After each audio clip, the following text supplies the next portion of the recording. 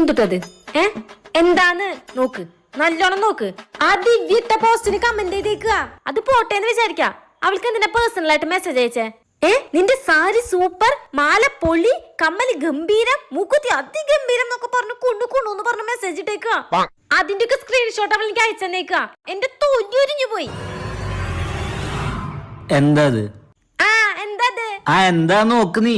എന്ത് എടി തത്തമ്മ കണ്ണി മര്യാദക്ക് നോക്കടി. നിന്റെ സാരി, നിന്റെ കമ്മല്, നിന്റെ വള, എടി മൂക്കുത്തി വരെ നിന്റെ അടി. ശരിയാണല്ലോ.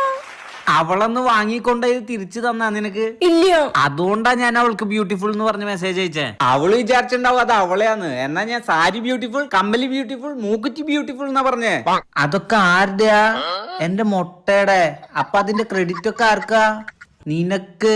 അവള് വാങ്ങിക്കൊണ്ടുപോയ സാധനം തിരിച്ചു വേണോ വേണ്ടേ? പിന്നല്ലാണ്ട് കല്യാണം ഉണ്ടെന്ന് പറഞ്ഞിട്ട് ഇതൊക്കെ എന്നോ വാങ്ങിച്ചു കൊണ്ടുപോയതാ. ഞാനിത് കണ്ടപ്പോ ഷോക്കായി പോയി. അയ്യോ, ഇതിന്റെ രച്ചുവിന്റെ അല്ലേ? എത്ര കട കയറി വാങ്ങിയതാ നീ?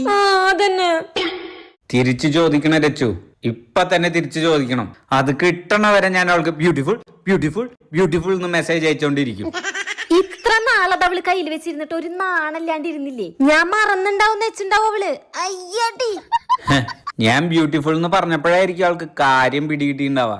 നീ ടെൻഷൻ അടിക്കണ്ട. അവളിപ്പോ ഇതൊക്കെ ആലോചിക്കുന്നുണ്ടാവും. കണ്ട, ഞാൻ അവളെ ഇതൊക്കെ ആലോചിപ്പിച്ച് കണ്ട. താങ്ക്സ് ഡാ. വേഗം രച്ചു, വേഗം. എനിക്ക് നിന്നെ ഇപ്പൊ ആ സാരി എടുത്ത് കാണണം. ഞാൻ ഇപ്പൊ മെസ്സേജ് അയക്കാം അവൾക്ക്.